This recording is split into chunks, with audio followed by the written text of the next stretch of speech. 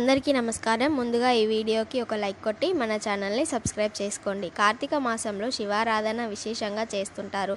ముఖ్యంగా ఈ మాసంలో సోమవారాలకు ఎంతో విశిష్టత ఉంది. ఈ కార్తీక మాసంలో మాత్రమే వచ్చే కోటి సోమవారం గురించి తెలుసుకుందాం. అసలు కోటి సోమవారం అంటే ఏమిటి? కోటి సోమవారం ఎలా ఏర్పడుతుంది? కోటి సోమవారం వ్రతాన్ని ఎలా చేయాలి అనే విషయాల గురించి ఈ వీడియోలో తెలుసుకుందాం. వీడియోకి ఒక లైక్ కొట్టి జై శ్రీరామ్ అని కామెంట్ చేయండి. కార్తీక మాసంలోనే ప్రత్యేకంగా వచ్చే కోటి సోమవారం రోజు స్నానం, దానం, ఉపవాసాలకు కోటి రేట్ల అధిక ఫలితం లభిస్తుంది. కోటి సోమవారం అంటే ఏమిటంటే, వ్యాస మహర్షి రచించిన స్కంద పురాణం ప్రకారం కార్తీక మాసంలో సోమవారం రోజున సప్తమి తిథి శ్రావణ నక్షత్రం కలిసి వస్తే ఆ రోజును కోటి సోమవారం అంటారు. కార్తీక మాసం శివకేశవులకు అత్యంత ప్రీతికరమైనది.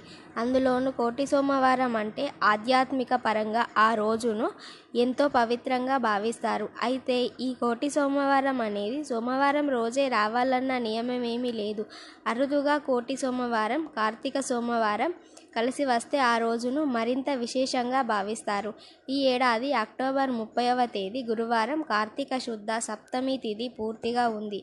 అలాగే శ్రావణ నక్షత్రం ఈ రోజు మధ్యాహ్నం 12 గంటల నుంచి మరుసటి రోజు 11:47 వరకు ఉంటుంది. కోటి సోమవారం సప్తమి తిథితో పాటు శ్రావణ నక్షత్రం కూడా కలిసి ఉండాలి. కాబట్టి అక్టోబర్ 30వ తేదీ గురువారం రోజునే కోటి సోమవారం వ్రతాన్ని జరుపుకోవాలి. శివకేశవులకు ప్రీతికరమైన కోటి సోమవారం రోజున హరిహరాదులను పూజించాలని శాస్త్రం చెబుతుంది. ఈరోజు సూర్యోదయాన్ని నిద్రలేచి శుచిమై నది స్నానం చేయడం అత్యుత్తమం. ఎందుకంటే కార్తీక మాసంలో శ్రీ మహావిష్ణువు నదుల్లో, చెరువుల్లో నివసిస్తాడని అంటారు. అందుకే ఈ మాసంలో నదీ స్నానానికి అంతటి ప్రాముఖ్యత ఉంటుంది. సాధారణంగా కార్తీక మాసంలో సోమవారాలు, ఏకాదశి, కార్తీక పౌర్ణమి వంటి విశిష్ట తిథుల్లో భక్తులు ఉపవాసాలు ఉంటారు. అలాగే ఒక కోటి సోమవారం రోజు చేస్తే ఉపవాసం కోటి కార్తీక సోమవారాలు ఉపవాసాలతో సమానమని పురాణాలు చెబుతున్నాయి. అందుకే ఈరోజు ఉదయం నుంచి సాయంత్రం వరకు ఎలాంటి ఆహారం తినకుండా రాత్రి నక్షత్రం దర్శనం తర్వాత భోజనాన్ని చేసి ఉపవాసాన్ని విరమించాలి.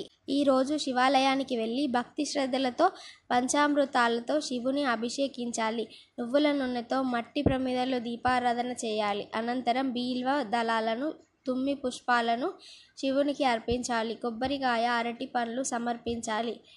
సాయంకాలం యథావిధిగా స్నానం, సంధ్యాదులు పూర్తి చేసుకొని విష్ణువు ఆలయానికి వెళ్ళి ఆవు నేతితో దీపారాధన చేసి తులసి మాలను నారాయణునికి సమర్పించాలి. శ్రీ మహావిష్ణువు నామస్మరణ పారాయణం చేయాలి. కార్తీక మాసంలో కోటి సోమవారం రోజు శ్రీ సత్యనారాయణ స్వామి వ్రతాన్ని ఆచరిస్తే అఖండ ఐశ్వర్యాలు సొంతమవుతాయని, ఇంతటి మహాన్వితమైన కోటి సోమవారం వ్రతాన్ని మనం కూడా ఆచరిద్దాం. అష్టైశ్వర్యాలను పొందుదాం. ఓం నమః శివాయ.